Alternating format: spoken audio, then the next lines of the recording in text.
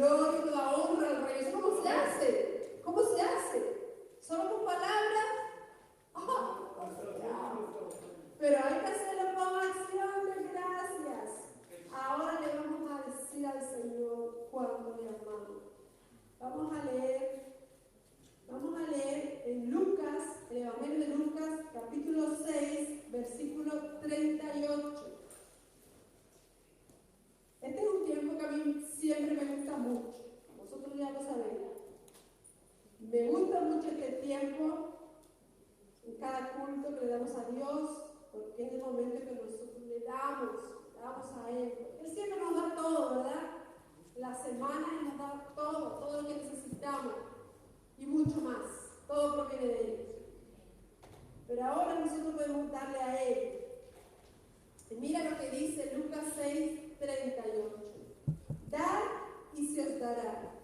Medida buena, apretada, revestida y rebosando darán en vuestro regazo. Porque con la misma medida con que medís, os volverán a medir.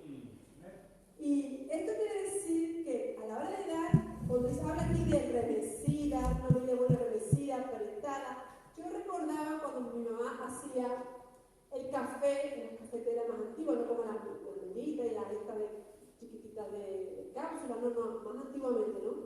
Metía ella el café, la hacía así, la removía para que entrara más café. Cuando la movía, entra más, echaba más. Y después al final, la apretaba, entraba otro poquito más y la apretaba. Porque a ella le gustaba el café bien fuerte. Entonces, de eso se trata, de si tú mueves el recipiente, cabe más.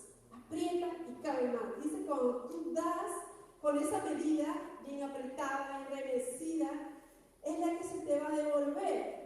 Esa es en tu regazo, o sea, para ti, para que lo disfrutes, ¿no? Es como me viene a la mente la imagen del bebé en el regazo, ¿no? Como es para disfrutarlo, cómo disfruta al bebé en tu regazo. Bueno, Dios nos va a devolver, dice, porque la misma medida con la que medís, o sea, con la que tú das, esa misma medida que tú mires para dar, es la misma medida que te va a hacer de vuelta. Pero siempre más, rebosando, dice, rebosando darán en vuestro regazo. Así que Dios siempre cumple su palabra, Él es un Dios de pacto, ¿verdad? Él dice que lo que tú siembras, cosechar, pero siempre se cosecha en más cantidad de lo que se siembra, porque así es nuestro Dios, que nos quiere dar siempre más. Entonces seamos agradecidos, tengamos corazones agradecidos en esta mañana con Él, vamos a serle fieles en nuestro tiempo, pero también corazones agradecidos con ofrenda, ¿verdad? Ofrenda es donde se ve el corazón agradecido que tenemos con Él, porque en definitiva todo es de Él, ¿verdad? Todo es de Él, pero nosotros de lo que recibimos, dice la palabra, de lo que recibimos de tu mano, te volvemos a dar. ¿Verdad? Entonces vamos a orar para bendecir estos tiempos, estas ofrendas. Y si tú tienes tu sobre ahí ya preparado, vamos a orar. Padre, gracias porque tú eres fiel. Tu palabra dice que aunque nosotros te fallemos, tú permaneces fiel, porque tú no puedes ir en contra de tu esencia, tú eres fiel, tú eres amor. Gracias, Señor. Queremos ofrendarte con corazones alegres. Que queremos que sea una medida apretada, revestida, rebosando, Señor. Sí, Señor, porque queremos bendición en nuestras vidas. Y dice que el alma generosa será prosperada. Padre, queremos hacerlo con alegría, porque tú nos lo das todo con alegría, porque nos amas. Nosotros queremos hacer todo para ti con alegría. Este momento lo queremos hacer con alegría para ti. Padre, yo ruego por los hermanos, si algún hermano aún no tiene trabajo, Padre, que tú se lo puedas dar un buen trabajo, un hijo tuyo, Señor, para llevar el sustento a su hogar, para poder honrarte a ti, pondremos como ofrenda. Gracias, Padre, porque sabemos que tú nos cuidas, que tú nos provees, que tú eres nuestro sustentador, tú eres Jehová Jireh. Nosotros no dependemos del trabajo, no dependemos del gobierno, nosotros dependemos de ti, el único que nos sustenta. Gracias, Señor. Te adoramos, exaltamos en esta mañana. En el nombre de Jesús. Amén. Vamos a orar por los niños y por los jóvenes. Gracias, Señor, que tú eres bueno todo el tiempo, Señor. Gracias. Bendecimos a nuestros niños, Señor. Sabemos que tú tienes cuidado de ellos. Los cubrimos con la sangre de Cristo, que es su escudo, su protección, que no se contagien de nada, Señor. También te ruego que tú les hagas entender en su escuela dominical, que ellos tienen hoy a las 12, lo importante que son los niños en la Biblia. Señor, gracias porque tú les vas a hablar de eso hoy. Que son importantes para ti, Señor, que tú escuches sus oraciones, Señor. Gracias, Padre. Oro por los padres también, para que todos tengan la sabiduría tuya de lo alto, de poderle transmitir los valores de tu palabra, Señor. Sean valores que le den el ancla donde ellos no se muevan nunca, ni a derecha ni a izquierda, Señor, para que sean prosperados en todo lo que emprendan, Señor. Los bendecimos en el nombre de Jesús. Amén y amén. Amén. Dale un fuerte aplauso al Señor para los niños.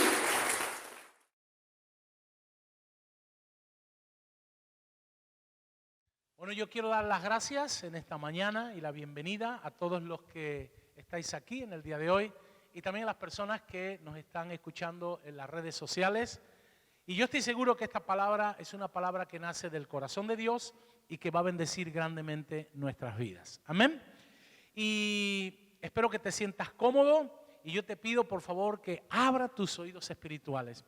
Dios me ha venido hablando durante varias semanas acerca de cómo la iglesia ha ido perdiendo fuerza a través de los siglos y ha ido cediendo terreno, a veces consciente y a veces de manera inconsciente, a la influencia del sistema de este mundo. Y Dios me habló, y algunos me habéis escuchado, y lo vamos a ver durante varias semanas, que hay 7 montes de influencia donde quizás hemos cedido terreno y por eso no tenemos la autoridad que un día Dios nos delegó como iglesia. Y algo que Dios ha permitido, bajo mi punto de vista, durante la pandemia del COVID-19, es hacer ver a la iglesia la importancia de recuperar el papel en cada uno de los 7 montes que Dios nos dio para que influenciáramos. Hoy vamos a ver solo un par de ellos, pero hay algunos más. Y yo quiero deciros que ha quedado plenamente demostrado, pero plenamente demostrado, que nuestra confianza debemos tenerla depositada en el Señor. ¿Alguien dice amén? Es decir, nuestra confianza debemos tenerla en el Señor, porque en un abrir y cerrar de ojos, pero así, en un chasquido de dedo, todo se puede venir al suelo, como hemos podido ver desde un punto de vista, por ejemplo, político. La política no ha dado una respuesta a la necesidad ante una situación concreta.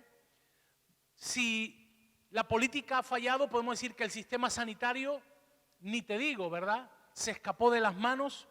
Después eso ha traído un problema fuertemente que lo estamos viviendo en la economía del país y también de las familias, donde ahora mismo hay un nivel de endeudamiento impresionante, tanto en lo personal de muchas personas como de todo un país, que habrá que solventar ese nivel de endeudamiento, y obviamente ha traído también una crisis social. Y hermano, yo he llegado a la conclusión de que cuando todo falla, no hay soluciones rápidas, no hay soluciones efectivas, porque a la vista está, todavía no sabemos por dónde vamos a tirar. Y yo me preguntaba, ¿a dónde acudimos? ¿A dónde acudimos cuando el gobierno, la economía, la salud y lo social no funciona? ¿A dónde acude el ser humano? ¿A dónde debemos de acudir? Y yo tengo que reconocer que todo de lo que no es de Dios, es a la conclusión que yo he llegado, tarde o temprano muere o nos puede llevar a la muerte. Todo lo que no es de Dios, todo lo que no nace en Dios, al final tiene un desenlace trágico. Es por ello que Jesús, cuando en el Evangelio de Juan, en el capítulo 6, verso 63, dijo que el Espíritu es el que da la vida. El Espíritu es el que da la vida. Es decir, fuera de Dios y fuera de su plan o propósito, no existe una vida plena, no existe una vida abundante como la que Él ofrece. Por ello, más adelante, el apóstol Pedro, en un momento difícil de su vida, él llegó a decir: Señor, ¿a quién iremos? Señor, ¿a quién iremos si solo tú tienes palabra de vida eterna? Y hermano, es muy importante que entendamos esto. En estos momentos tenemos que acudir más que nunca al Señor, aunque no entendamos cosas, aunque veamos situaciones que decimos: Señor, no sabemos, vayamos al Señor, porque Él es el único que puede darnos vida eterna. ¿Alguien dice amén? Ahora bien, la Biblia es muy clara. Si algo tiene la Biblia es que es muy clara. Cuando dice, fíjate lo que dice la Biblia en 1 Corintios 13, 8 en adelante. Dice, la ciencia acabará. Todos sabemos que la ciencia ha avanzado muchísimo, pero va a llegar un momento donde la ciencia acabará, dice, cuando llegue lo perfecto. Pero hermano, hasta que llegue ese día, de la misma manera que la ciencia avanza, yo tengo que decirte que el mal también avanza.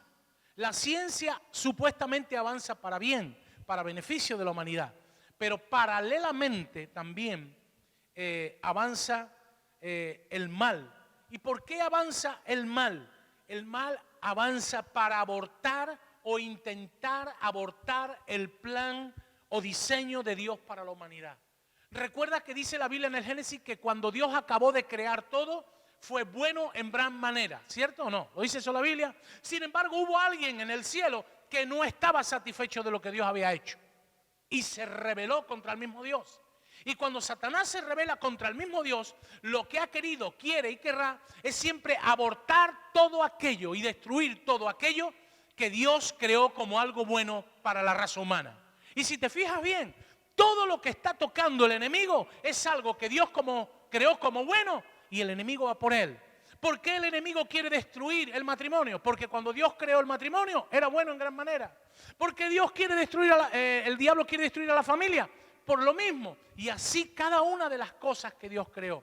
Por eso, nosotros, el cuerpo de Cristo en la tierra, no nos podemos quedar con los brazos cruzados, con las rodillas paralizadas, o enmudecidos, o anestesiados como esto no va conmigo, sin dar una respuesta o solución de parte de Dios a un mundo, hermanos, que se está muriendo cada día.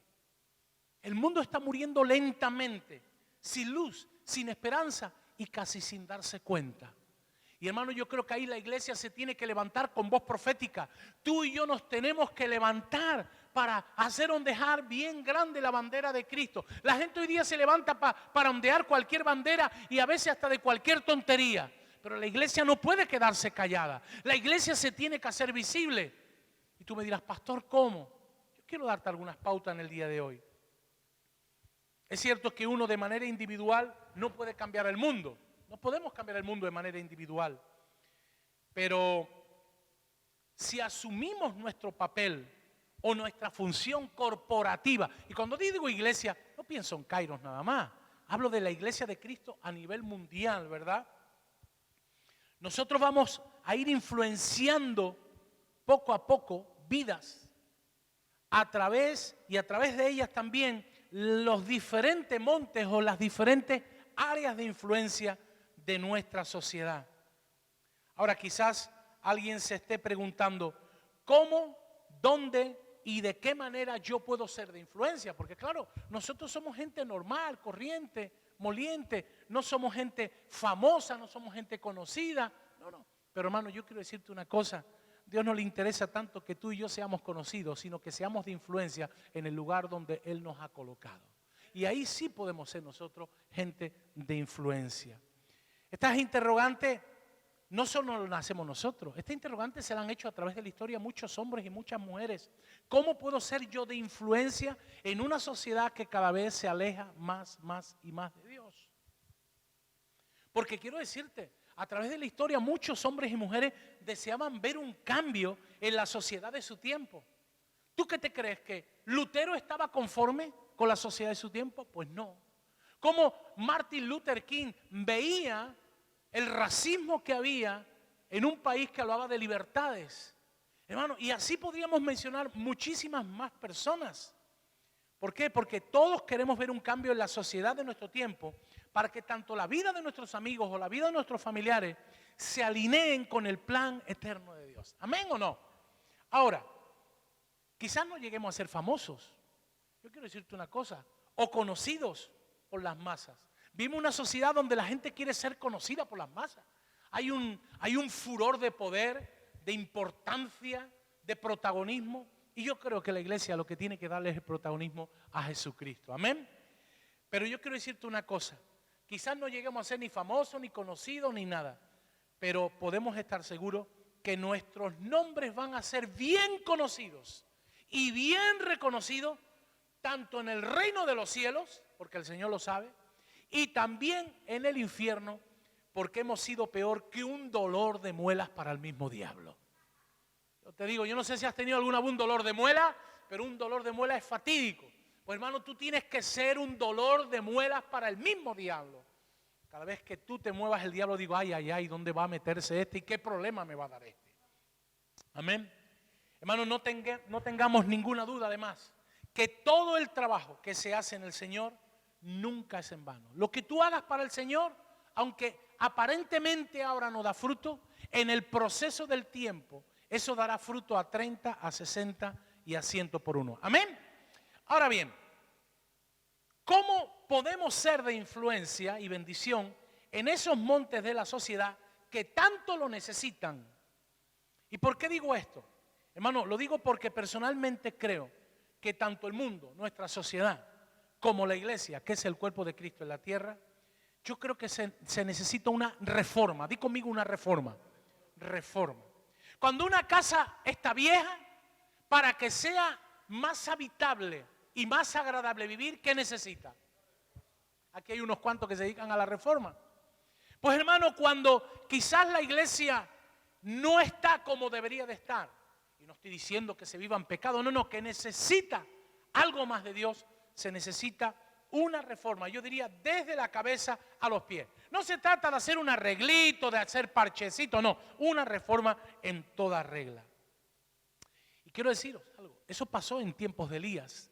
El pueblo de Israel había caído en tal decadencia, había cedido tanto que se necesitó una gran reforma. Y hermano, yo creo que Dios está levantando, llevando a la iglesia a tomar conciencia y a las personas, en primer lugar, a que restauren el altar de la presencia de Dios. Hermano, no podemos pretender hacer algo grande si Dios no es el que está respaldando el todo detrás. ¿Amén o no? Porque tú lo puedes hacer en tu fuerza y yo en mi fuerza. Pero tu fuerza y mi fuerza es limitada. Pero la fuerza de Dios y el poder de Dios es ilimitado. ¿Amén o no? Porque Dios es el Dios todopoderoso. Entonces necesitamos restaurar el altar de la presencia. ¿Cómo? En nuestras casas. Nuestras casas tienen que ser presididas por la presencia de Dios.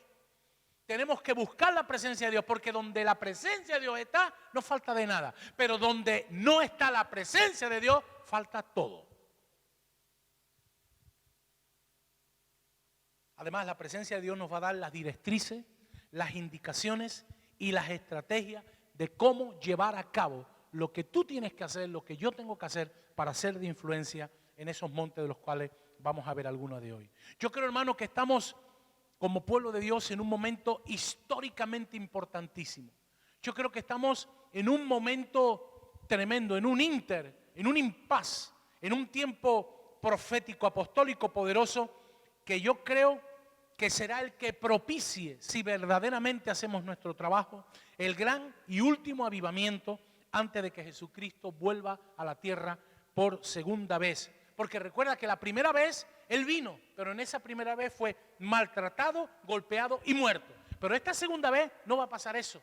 Esa segunda vez Él vendrá como rey, como hemos cantado, al rey, ¿cierto? Él vendrá como rey, como el rey de la gloria, para cumplir lo que dice Filipenses capítulo 2, donde todos reconocerán que Él es Dios. ¿Amén o no?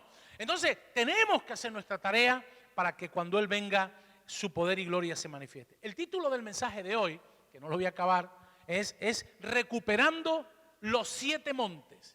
7 montes son 7 áreas de influencia, como he dicho antes, que la iglesia ha ido perdiendo con el tiempo. Ahora bien, alguien tiene, cuando pensaba yo en recuperando los 7 montes, pensaba que cuando alguien tiene que recuperar algo, es porque en el proceso o en el devenir de los tiempos lo ha perdido, ¿cierto? Yo tengo que recuperar una casa porque la quitaron, yo tengo que recuperar algo porque lo perdí. Y me fui a la definición de recuperar del diccionario, y recuperar es volver a tener lo que antes se poseía. Es decir, uno pierde algo y si lo quiere recuperar es porque o no lo cuidó, o se lo quitaron, o se descuidó. Hay muchas razones, pero hoy el Señor quiere que la iglesia recupere algo que ha perdido. También otra sesión dice volver a poner en servicio algo que ya se consideraba inservible. Hermano, Dios quiere que tú y yo nos activemos, que tú y yo pongamos al servicio del Señor los dones, los talentos, las habilidades que Él nos ha dado para ser de influencia y bendición a muchos. Dicho esto, yo diría en un argot más coloquial que nos tenemos que poner el traje de faena. ¿Se entiende esa expresión, el traje de faena? ¿Verdad? Dile al que tienes al lado con una buena sonrisa, tienes que ponerte el traje de faena. Y cuando nos ponemos el traje de faena, comenzar a recuperar cada área que la iglesia ha ido cediendo con el paso de los siglos, porque por una u otra razón le hemos cedido terreno al enemigo. De hecho, hay una frase de la sabiduría popular que dice que cuando a alguien se le da un dedo, ¿qué se toma? La mano entera. Y eso es lo que ha hecho el diablo. El diablo se le dio esto, ¡pum!, y se tomó la mano entera. Bueno, teniendo todo esto en mente, yo quiero hablar de dos montes en el día de hoy, donde yo creo que la iglesia ha perdido influencia. El primer monte, para los que están tomando nota, es el monte de la familia. La familia, tú dirás, pastor. Y la Biblia dice en dos textos las mismas palabras. Uno lo dice en Malaquías 4:6 y después se repite en Lucas 1:17. Dice, Él, y se está refiriendo a Dios, hará volver el corazón de los padres hacia los hijos y el corazón de los hijos hacia los padres. No sea que yo venga y hiera la tierra con maldición. Primero lo dice Malaquías y después Lucas 17 está haciendo referencia a lo que hará Juan el Bautista cuando venga con el mensaje de parte de Dios para el tiempo que le tocó vivir. Juan el Bautista es conocido también como el segundo Elías, ¿verdad? Como el hombre de Dios de la Reforma, pero en el Nuevo Testamento. Y hermano, cuando yo pensaba en esto, digo, es verdad, ¿cuánto terreno ha cedido la iglesia con respecto a la familia? El mundo está tan alborotado porque el mismo infierno ha decidido destruir la célula básica de la sociedad, la familia. Si el diablo destruye la familia como Dios la diseñó, el mundo, como yo digo, le quedan 3 telediarios, literalmente. Y si no lo logra, ¿sabe qué está haciendo el diablo? Como el diablo sabe que la familia no la puede destruir como Dios la creó, ¿sabe qué está haciendo? Haciendo mutaciones de pseudo familias o familias falsas. ¿Lo vas pillando o no? Que cualquier cosa ya es familia. Cualquier cosa es familia. Y desde hace mucho tiempo, y últimamente más, la familia diseñada por Dios está siendo atacada de una manera tan sutil, metiendo ideas novedosas, ideas tolerantes, ideas aparentemente inofensivas, pero que en el fondo están tocando la línea de flotación o los fundamentos de la familia. Y yo quiero decirte una cosa, eso tiene una doble finalidad. El diablo no hace las cosas porque está aburrido. No. El diablo hace las cosas con una finalidad potente y poderosa. En primer lugar, el diablo, si no destruye algo, lo quiere desestabilizar. Y cuando algo está desestabilizado, si tiene fisuras, ya es candidato para ser hundido y destruido. Por eso, hermano, más que nunca, hoy, como pueblo de Dios, tenemos que luchar y pelear por nuestra familia. Tenemos que luchar y pelear para poner fundamentos sólidos en la vida de nuestros hijos, en nuestros matrimonios. Es fundamental. Teniendo en cuenta la estrategia del enemigo de la familia y enemigo también de Dios, nosotros podemos contrarrestar esa influencia. Pastor, ¿cómo yo voy a cambiar las familias de la tierra? No, tú no vas a cambiar la familia de la tierra, pero sí puedes hacer que tu familia sea un referente de inspiración para que otras familias también sean bendecidas por tu familia. ¿Tú sabes cómo se logran los grandes muchos? Con muchos pocos. ¿Tú sabes lo que es 1.000.000 de euros? La suma de 1 euro, 1 euro, 1 euro y 1 euro. ¿Verdad que a ti te dan 1 euro? Y pues mira, 1 euro tampoco es mucho. Pero si te dieran un baúl lleno de euros, ¿lo tomarías? Le darías importancia, ¿verdad? Porque es una cantidad. Entonces, hermano, nosotros podemos contrarrestar esa influencia negativa hermano, trabajando en nuestros hogares con nuestros hijos, para que ellos abracen su identidad en Cristo y nada los haga tambalearse. Lo repito, tenemos que trabajar en nuestros hogares con nuestros hijos para que ellos sepan la identidad que tienen en el Señor y venga lo que venga, no los tambalee. Tú mira, pastor, ¿y eso tiene garantía segura? Yo no sé si tiene garantía o no la tiene, pero más probabilidad de que no pase, habrá. Ahora, si no lo hace, están mucho más expuestos nuestros hijos. Quiero deciros, esto no es un trabajo fácil. Esto es un trabajo de campo. Es un trabajo a largo plazo. No lo olvidemos. Eso es importante porque no es algo que tú haces y automáticamente. No, es un trabajo de un día a día, de un día a día, de un día a día. Yo veo que hay muchas familias donde ponen un tremendo énfasis en lo material, en tener, en dejar a sus hijos, sí. Pero yo quiero decirte una cosa, y con esto no estoy diciendo que si tú puedes dejarle algo material a tu hijo, se lo dejes. Pero el mejor regalo, el mejor legado que tú puedes dejarle a tus hijos no es todo un patrimonio material. El mejor legado es a Cristo como el centro de sus vidas, la mejor herencia y el mejor legado. ¿Sabes por qué? Porque las cosas se gastan. Las cosas se gastan. Pero un legado, eso permanece para siempre porque está metido en el corazón. Que si le puedes dejar una casa, déjasela. Pero déjale mejor también un legado. Hoy más que nunca los padres debemos ser sacerdotes de nuestros hogares. Hombres y mujeres espirituales. Hombres y mujeres que nos vean. Ya lo decía la semana pasada mi esposa. Hermano, el matrimonio tiene que trabajar unido y de manera mancomunada. ¿Eso qué significa de manera mancomunada? Que cada cual hace la parte que le toca. Juntos van a un mismo propósito. Juntos van a una misma meta. No puede decir el papá una cosa, llegar la mamá y después de decirla y tener una contraorden. ¿Verdad? Dijiste la semana pasada. Tenemos que ir hacia un mismo objetivo. No puede estar remando uno para adelante y otro para atrás. Yo recuerdo cuando mis niñas eran chicas y yo decía algo, iban detrás. Como eran muy listas, le preguntaban a la madre. Y la madre le decía, ¿qué te ha dicho tu padre? Ah, no, papá me ha dicho esto. Y dice, entonces, ¿para qué viene a mí? No sé si te pasa a ti también, ¿verdad? Hermano, tenemos que trabajar mancomunadamente. ¿Para qué? Para que nuestros hijos estén bien cimentados. A mí, por ejemplo, uno de los ejemplos, lo he mencionado muchas veces, más maravilloso de la Biblia es la historia de Moisés. Estudia la vida de los padres de Moisés, Amram y Jocabed. Ellos le dedicarían horas y horas y horas a ese niño que, número uno, no vivía con ellos en la casa, vivía en el palacio del faraón.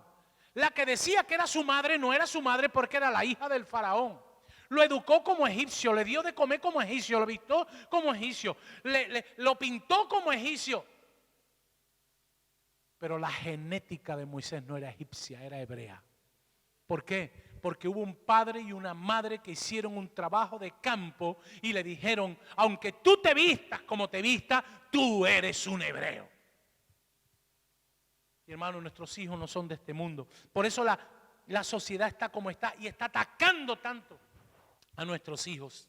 Como hombres debemos ser modelo de vida que inspiren a nuestros hijos varones y a nuestras hijas para que sus identidades no sean alteradas. Porque el diablo lo que quiere es alterar, mutar y manipular a través de ideologías del momento que se están viviendo, que además quedan muy modernas, quedan muy cool, quedan muy chuli. Lo mismo que hoy todo el mundo queda muy guay, dice que te vengo del yoga. La persona que hace yoga aparece como, no hermano, la gente en el fondo está buscando una pseudo espiritualidad, está buscando una espiritualidad, pero entra en una espiritualidad falsa, porque eso no le trae paz. En el pasado se llamaban Babilonia. ¿Qué hizo el rey Nabucodonosor cuando cogió a esos príncipes? En primer lugar, los vistió como Babilonia. Le dio comida a Babilonia.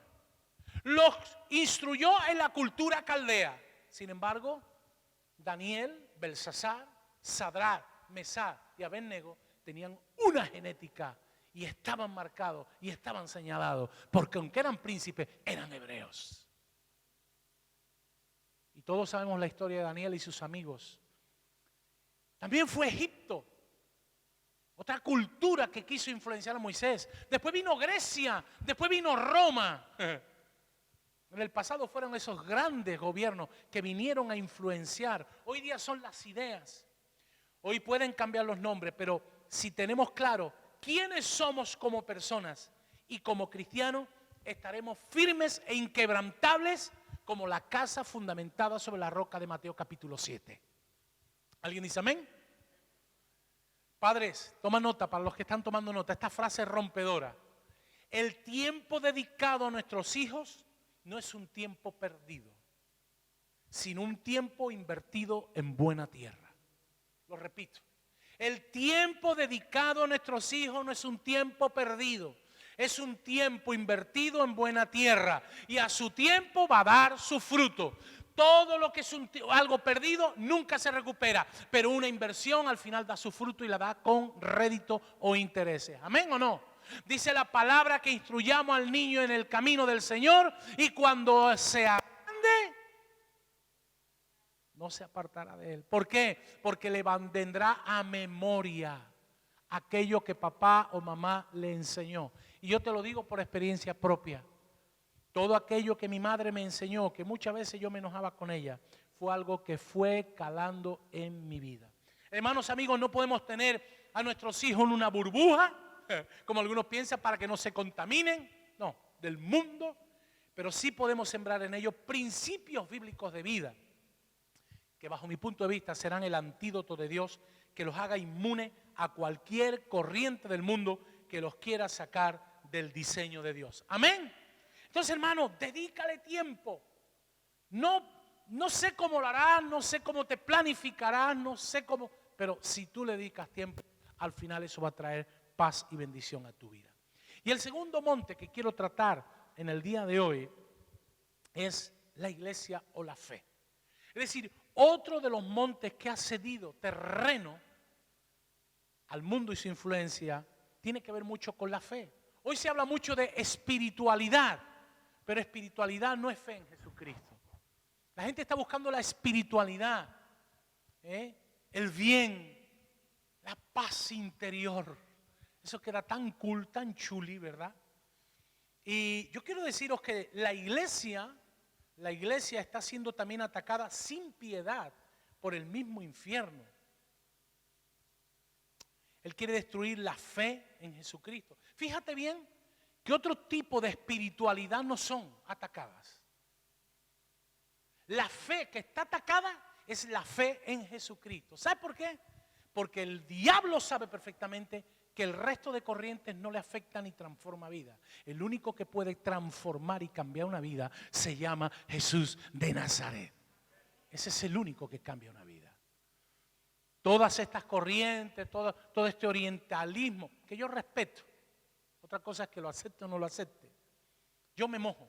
Yo cuando me dicen, esta persona es espiritual, y le pregunta, ¿para ti qué es espiritual o espiritualidad? Porque el que alguien ponga cara rara o levante la mano parece... No, hermano. La espiritualidad, según la Biblia, tiene que ver con el fruto que da esa vida.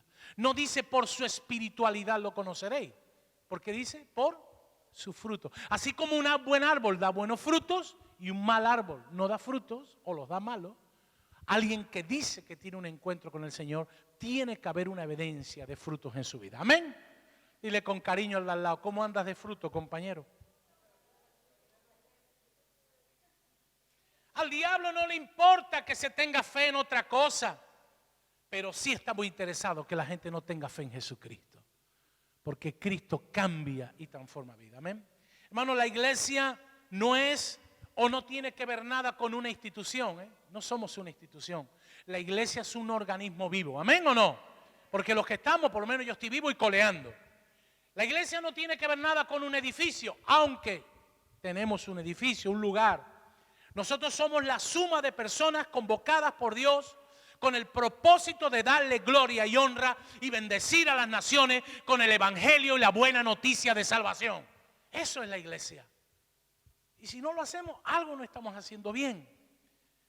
Un día me dijo alguien, ¿tú eres religioso? Y digo, no, yo soy cristiano. ¿Por qué?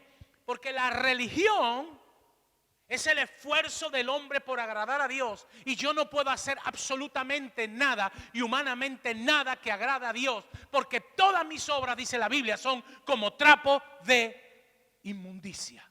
Entonces por las obras no. Si yo estoy aquí es por su gracia, por su amor y por su misericordia renovada cada día. Por eso la iglesia no es una religión. La iglesia es un grupo de gente que tiene una relación personal con Jesucristo cada día. Por eso alguien que a mí me dice, yo soy cristiano y no conoce la palabra de Dios, a mí me indica que no conoce el corazón de Dios. Alguien que no le dedica tiempo a la palabra nunca va a poder conocer la voluntad de Dios para su vida.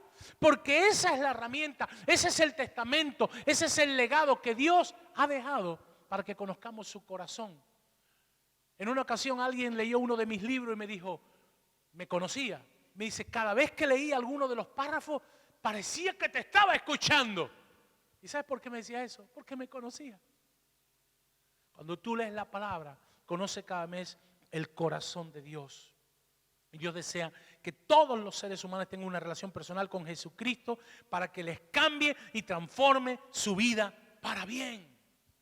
Porque hermano, Jesucristo transforma la vida para bien. Por eso, si nos fijamos bien, el mismo Satanás ha decidido destruir todo aquello que Dios creó como algo bueno para la raza humana. Porque el infierno quiere ver a la gente totalmente hecha polvo, ¿lo sabías? El infierno quiere ver familias destrozadas, hijos totalmente rebeldes. ¿Y sabes por qué? Porque cuando la sociedad está así, el diablo se ríe porque, permitidme la expresión, está haciéndole de alguna manera daño a Dios. Mira, y se ríe. Dile al que tienes al lado, tú no le vas a permitir eso.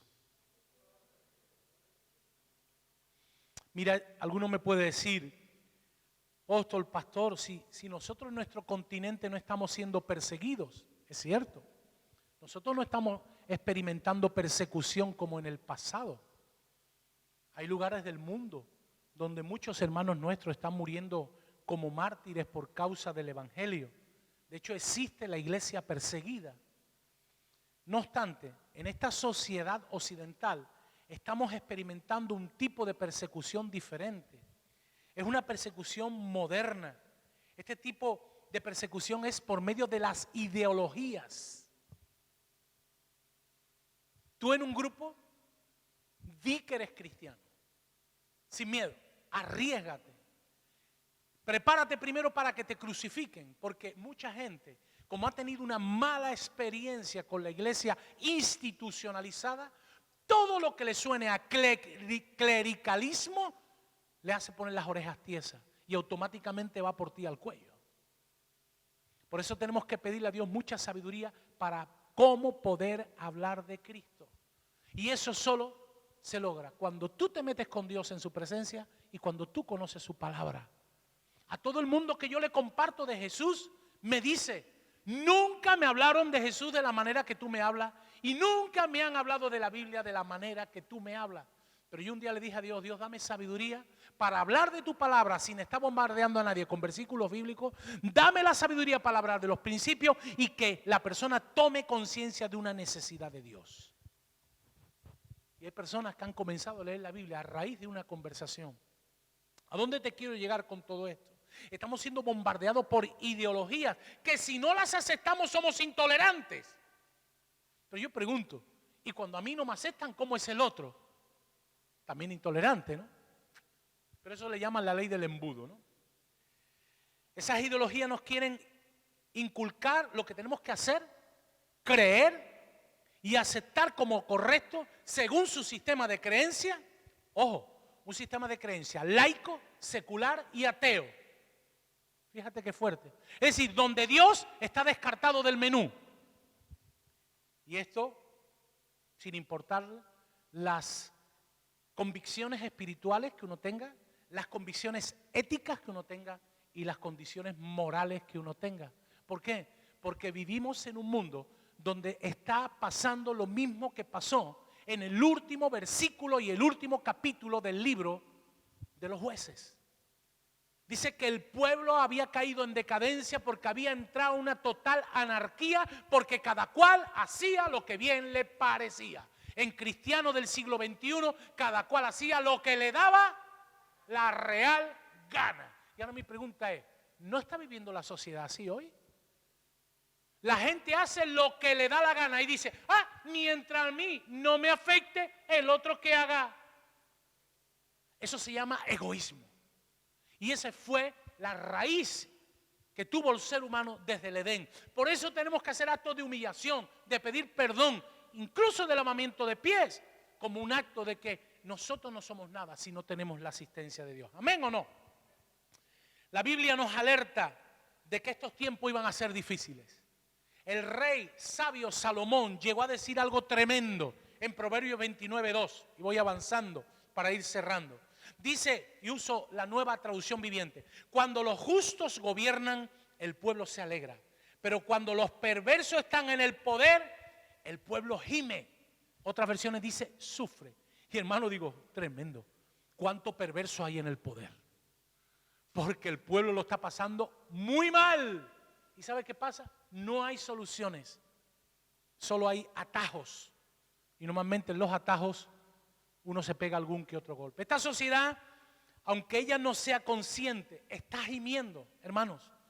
Yo no sé si tú eres o tienes tu radar espiritual activado, pero observa a la gente. La gente de una manera indirecta está gimiendo porque vive en agonía. La gente vive en opresión. Por ello el mismo Dios, el Espíritu Santo, está haciendo un llamado a la iglesia a hacer lo que escuchamos el domingo pasado, y es ser el ejército de Dios. Ya no es tiempo de estar como agricultores, somos familia, sí, pero Dios quiere levantar un ejército poderoso que en el nombre de Jesús haga el trabajo. ¿Amén o no? Pero tenemos que ser un ejército preparado que se levante para poseer lo que con el tiempo hemos perdido. Mira lo que dice Romanos 8:19, que la creación tiene un anhelo ardiente porque está esperando la manifestación de los hijos de Dios. Es decir, la creación, aunque no sea consciente, está esperando la manifestación de la iglesia. ¿Qué hace la iglesia? ¿Qué estamos haciendo? ¿Qué vamos a hacer ante tan grande y magna tarea? Yo me preguntaba ayer en mi oficina, allí en casa, tranquilo, Señor, ¿qué vamos a hacer nosotros? Y el Señor me dijo, ¿podéis dormiros como los discípulos en el monte de la transfiguración? ¿Recordáis? Que se lo llevó Jesús, y cuando Jesús baja tanto, no se enteraban de nada. No se enteraban de nada. O podemos hacer lo que hizo Nehemías, ponernos manos a la obra para reconstruir lo que el enemigo está queriendo destruir. ¿Qué vamos a hacer? Personalmente creo que este es un tiempo de despertar del sueño. Y cuando digo despertar del sueño, no me estoy refiriendo a ese sueño que uno tiene por cansancio. Todos me estáis entendiendo. Tampoco es tiempo de poner excusas como aquellos que le dijeron a Jesús en Lucas 9, Maestro, yo estoy dispuesto a seguirte, pero déjame que entierre a mi padre primero. No. Jesús, ¿qué le dijo? ¿Que los muertos? ¡Oh, qué insensible Jesús! ¿Se había muerto el padre? No, hermano, el padre no estaba muerto. El padre estaba más vivo y más sano que una pera. Pero lo que decía, Señor, cuando mi padre muera, entonces. Otro le dijo, Señor, tengo que casarme primero. Otro dijo, déjame que venda mis propiedades. Y Jesús dijo, aquel que poniendo su mano en el arado mira hacia atrás, no es apto, no está preparado para ser seguidor mío. Hermano, yo creo que este es un tiempo para levantarse con voz profética. Yo quiero que me entiendas, quiero que leas entre líneas. No es que tú seas un loco que te vaya a la calle, como los que salen en la tele, el fin del mundo. La gente se va a reír de ti. La gente se va a reír de ti. Cuando hablo con voz profética, siendo de inspiración en el círculo donde Dios te ha colocado, siendo como la levadura, un pequeño granito de levadura hace un efecto multiplicador. Y tú miras, pastor, y eso es más lento. No, hermano, tranquilo, tú haz tu parte, que Dios hará la otra. Muchos pequeños granos de levadura leudan la masa. Amén. Es un tiempo de levantarse con voz profética para declarar el plan perfecto de Dios para su iglesia y para los miles que incluso sin ellos saberlo, lo están buscando de corazón, pero están llamando a las puertas equivocadas. ¿Por qué te crees que la gente entra en las religiones trascendentales? ¿Por qué cada vez hay movimientos sectarios con mayor peso? Porque la gente está en una búsqueda de una espiritualidad, pero que en el fondo es una pseudo espiritualidad, una falsa espiritualidad, una falsa fe que aparentemente le da paz, pero no le da paz. Porque lo que trae paz, el único que puede dar paz es el príncipe de paz, y ese es Jesús de Nazaret. Tú podrás estar evadido, entretenido, pero el único que puede transformar una vida se llama Jesús. Hermano, yo creo que es tiempo para orar. ¿Por qué? Porque la oración es fuente de poder. Para velar, estar vigilantes, estar preparados. Para ayunar. ¿Por qué? Porque una vez cuando escuché hace mucho tiempo a mi esposa, cuando uno ayuna, ¿qué diferencia hay el ayuno unido a la oración? La oración es como una carta. Y cuando tú ayunas, es como cuando vas a correo y le ponen el sello de urgente. Cuando tú oras tiene efecto, pero cuando tú además ayunas, en el cielo está llegando una carta diciendo urgente. Y hermano, es tiempo de orar, de velar, de ayunar y de predicar, de compartir a tiempo y fuera de tiempo, de ser proactivos en el evangelio, de una conversación girarla y de llevarla a tu terreno. Y yo quiero decirte, yo últimamente el COVID lo he aprovechado para decirle, oye, ¿qué hubiera pasado si tú hubieras sido uno del COVID? Y le pregunto, ¿tú estarías preparado para la siguiente vida? Ha habido gente que ha hecho así, le ha pegado un pellizco al estómago. Porque sabe una cosa, nadie está preparado para morirse. Los cristianos decimos, estamos preparados, pero como no sabemos cuándo es el día ni la hora, si nos llega de repente. Yo, por ejemplo, cuando nos pasó de nuestra hija Miriam, a mí lo primero que me pasó fue un pellizco en el estómago. Yo tenía la plena certeza que Dios se iba a glorificar, pero el pellizco me lo llevé, ¿me explico? Porque para cosas que vienen a nuestra vida uno no está preparado, ¿verdad? Entonces aprovechemos, seamos proactivos en compartir, sin temor alguno, no tengamos miedo. Hermano, yo creo que viene una gran cosecha, ¿amén o no? Viene una gran cosecha y lo declaro, lo profetizo, lo espero.